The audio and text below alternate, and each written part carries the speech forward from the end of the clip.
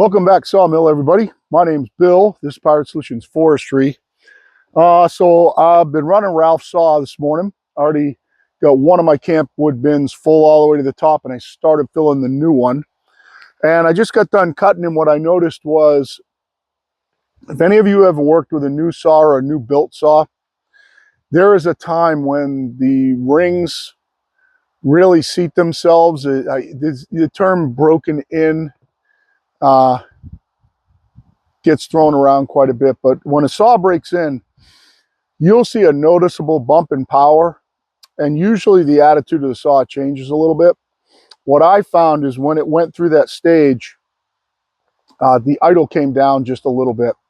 It's idling a little bit low, so I figured I'm going to throw a tune on it, and probably won't do any more cutting with the saw. I'm probably just going to give it back to Ralph just the way it is. It's running so good. It cuts so well. I've done my testing. So I want to throw a tune on it. We're going to tune the low side of the carb to get it to idle in a better spot. I do have a tack with me so I can check it, and we'll probably check the high side, but I really like where it is. It's revving up pretty high. It pulls awesome. So I'm more concerned with the low side, so that it'll just sit there and idle all day. Now, yesterday it would idle as long as I let it sit. Today it's getting down to where it's starting to idle so low that it wants to shut itself off. So we're going to go through, tune the low side. Now, I'll get you in closer here so you can see what I'm doing. We'll give you an explanation. So on a typical carbureted saw, not an electric one or electric carburetor, but a typical adjustable carbureted saw, which I pulled the limiters out of this so it's completely adjustable. You have a low screw. It's a low jet that works on one side of the carb, and then you have a high jet. The high jet controls your high RPM. The low jet controls your starting and your idle RPM. And then you also have an LA screw. Now this is for people that don't want to mess with these, especially if there's limiters in them and it comes set from the factory and you don't want to mess around. If your idle goes low, you can turn up your idle with this. It's just an idle screw that physically moves your lever that controls the butterfly to turn up your idle just a little bit if you're up and down or changing temperatures, you're up and down elevations or changing temperatures or something like that, and you don't want to mess with those because the limiters will only let you go so far in these. Now it's completely adjustable. We're going to concentrate on the low side, the low jet. The low jet is always closest to the cylinder, or I've never seen one that wasn't. So if it doesn't have a little H and an L like this one does, your low jet's always closest to the cylinder. I have this set factory setting 1 1/4 turn out from seated. So what you do is you screw it all the way in until it seats lightly. Don't screw it in too hard, just lightly seats. And then you back it out 1 1/4 turns, and that's where it's been, and that's where it runs great. But I need to get it to go up a little higher. So what we're gonna do is we're gonna fiddle with this a little back and forth, and we're going to technically lean out the low side just a little bit so we can get our idle to settle in about 2800, and we'll make sure that we still have good trigger response. Your trigger response is dictated by where you set this. Really what you want to do, start factory, you want to turn it one direction or in the other direction until you hear the RPMs go up. And what you want is so your RPMs go boom, your chain will probably start moving, and then as you turn a little farther, it'll start to go down. And then when you turn it back, it'll go way back up. Your chain will be moving, and then it'll start to come down. You kind of want to work off that middle spot. You find the middle here. You kind of want to go just a little 1/4 turn over here. It's been my experience, as long as your trigger response is instantaneous. If it's not, you may have to go the other way with it, but we're looking for trigger response and we're looking for 2800. So I'm going to give you guys a view back and we'll fire this thing up and we'll get to messing with it. So guys, I am going to keep my mics on, so you're going to get noise canceling with what you're hearing in the saw, but you won't be able to hear me talk if I don't have my mics on. So I think it'll just be better. So let's go ahead and go through this. So we're going to fire it up. It should fire first pull here. It's only not been running for a couple of minutes.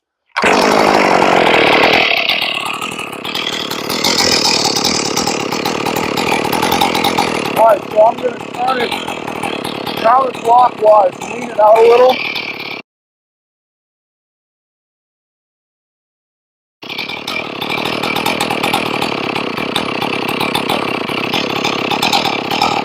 Going back clockwise now. The RPMs are coming up.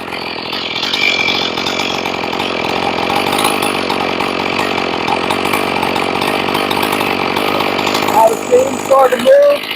I'm going to back it off a little bit. Till the chain settles down. A little more.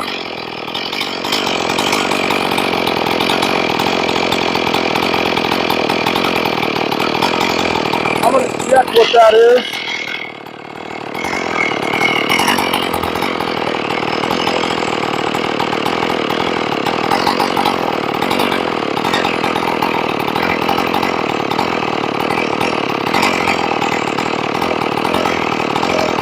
Around 26, 2700. I'm going to come up just a little bit. I'm going to leave it out just a hair, just clockwise.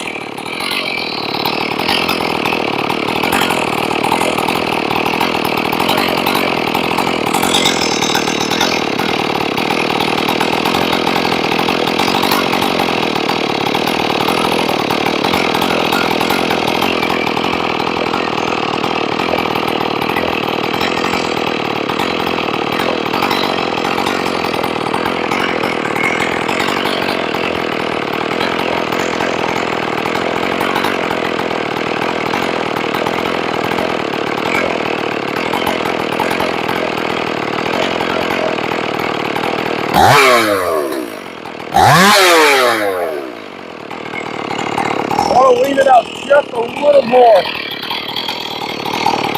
This is clockwise.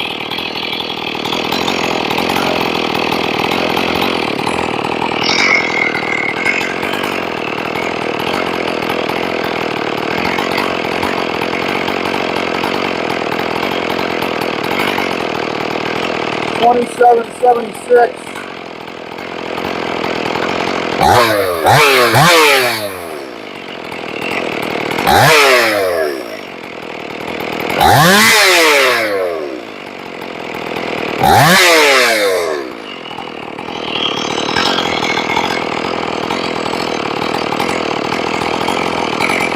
I'll leave it out a hair more.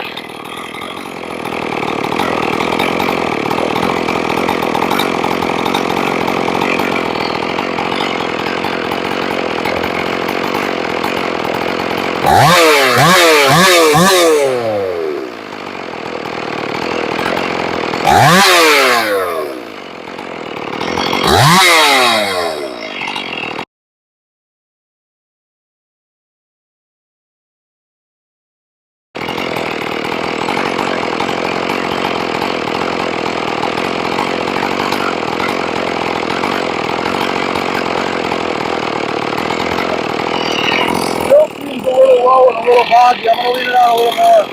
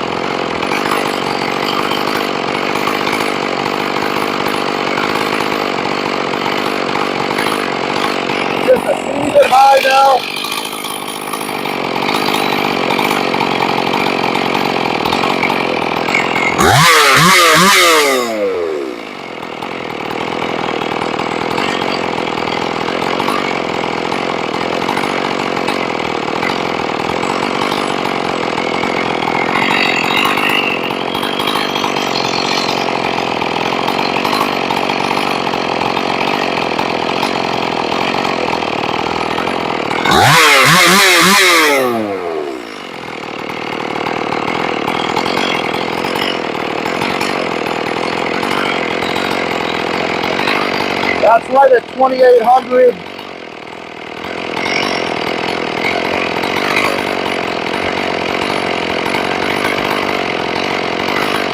And even touching 29.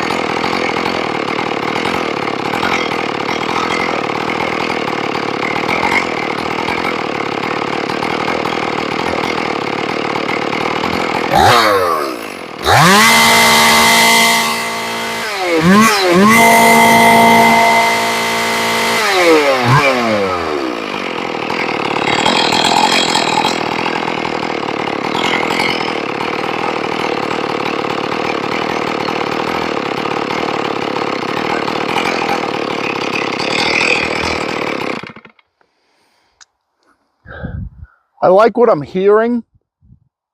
I'm getting some weird numbers out of the tack. I think maybe my battery in the tack is getting a little low because it's throwing some weird numbers at me.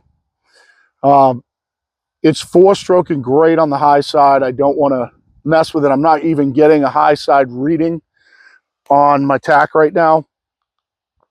My tack is actually reading better when it's sitting over here off the saw and I blip it all the way out. It goes up to like 13, it'll show 13,000.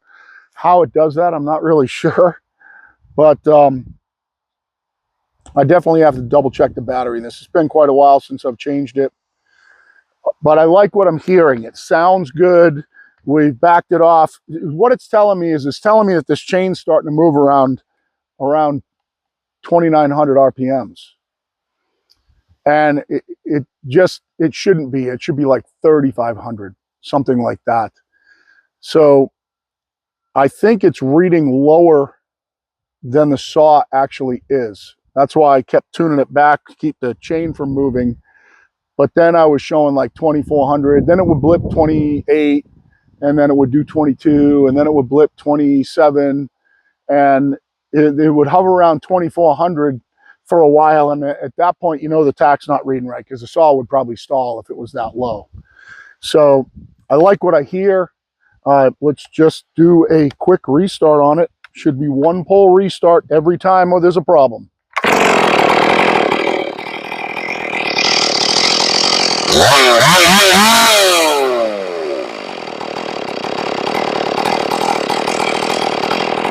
Sounds nice, it's stable.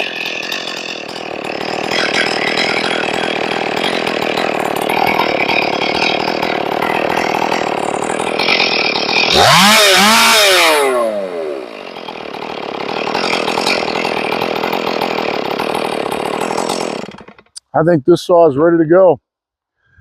So typically, when the tack's reading perfect, and I do have an attachment that I could plug in here and put it right on the plug wire that gives you a little bit more accurate readings. but it reads fine if you get it in the right spot, especially where that pickup is, kind of right over the plug. I've used this tack enough to know how it reads. Typically what you want is a 2800 on your idle without using your idle screw, the LA, the one that just turns up your idle and down your idle. Top end on this saw, 13.5. I would guess from what I'm hearing that it's in between 13 and 13.3 would be my guess. And it's real torquey that way. So I kind of like it. It zips up there in the wood. There is absolutely zero bog in the saw. No matter what I cut, how big, small, whatever, it just chews through whatever I put it in. And I don't even think this is the greatest chain in the world. I mean, it's sharp, but it's funky. Oh, there's a bad tooth right there. That tooth is no good. There's no C on it. It's straight down. There's a corner knocked off. There's another tooth that's no good. So this is not a great chain. It's still cutting really good without a great chain. I think this saw is 100% ready to go. Have Ralph come get it. I have to go split another bucket full to put in my new campwood bin. And it would probably take, I'm going to guess, say 1, 2, 3, it would probably take 4 buckets to fill the bin, unless I split everything really, really big. So I will probably run maybe 1 more bucket today. I'd like to do 2 more, but maybe 1 more, maybe 2. That will get that bin pretty full, and my other bin's completely full. So we'll be ready to go for the holiday weekend here. I want to get some hardwood out there. I put a lot of pine out there this morning, but big stuff, big split stuff, and it's really super dry. So that's pretty much it. Just wanted to take you through the process a little bit. You can watch 100 videos on tuning saws, guys. Tin Man's really good. If you want to watch, go watch Tin Man. He does a couple of videos on tuning saws, and you can also tune the saw in the wood. You want to basically fatten it up so it 4-strokes, and then lean it out until it's 4-stroking on the trigger, and as soon as it starts cutting, the 4-stroking goes away. It's called tuning it in the wood. Or if it's, right where your power band is, you can actually have somebody else tack it while you're cutting, and when you're in the middle of your cut, see where you're tacking out at, which on a saw like this is probably around 10.5 to 11.5, probably in that range is the power band. So I think actually it sounds to me like this is run a little higher in the wood, probably 11.5 to 12,000, maybe even 12.5. Once you start porting them, that power band changes and it goes up higher if you did a good job. So I think this one's tacking out way above what a stock one would be in the wood. So if you want to watch a pretty in-depth tuning video, definitely watch Tin Man. I've done one too. If you go back in my videos, you just search my name and tuning chainsaw. I did one, I don't know, several months ago back where I went through a tune on, I can't remember which saw. I think it was the little blue clone saw. But anyway, she's ready to go. They're going to be really happy with it. They're going to be pretty excited. This thing's nasty. It pulls great. I think it'll outcut their 500i. I'll guarantee you that. And hopefully they won't say it's too heavy to use. So thanks for the watch. Like, share, subscribe. Hit that little notifications bell that lets you know when we put another video up. The more you interact with us, the more the channel's going to grow. The more the algorithm recommends the channel for whatever the title is, or I have tags in there that if you're watching sawmilling or lumber or whatever centric videos, then it'll recommend my video more if you interact with us more. Basically telling the algorithm that, hey, people like to watch this, because that's how they make their money.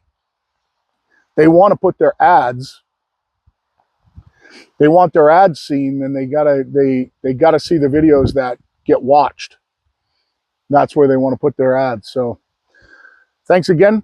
And for now, done 461, ported, base cut, ported muffler, repaired spark plug hole, ready to go back to the customer. Pirate Solutions out.